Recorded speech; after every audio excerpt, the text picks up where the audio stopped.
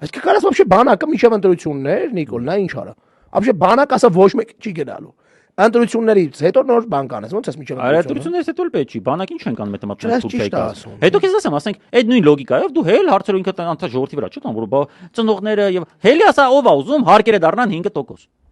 Սա կասեն ուզում եք ախպեր։ Չի ասի, որտեվ այդ փող իրան պետք է, իսկ բանակը իրան պետք չի։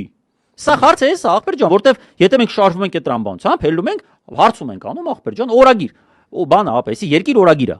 Ու հարցում ենք անում, ասենք։ Դե չէ օրագիր օրաթերթը իրան նայ։ Դե դա շատ նորմալ է, ներողություն։ Դե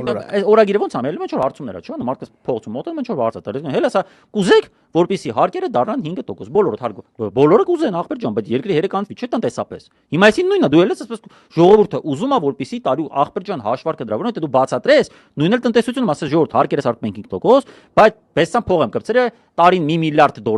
ես որ դες քերում բերում եմ։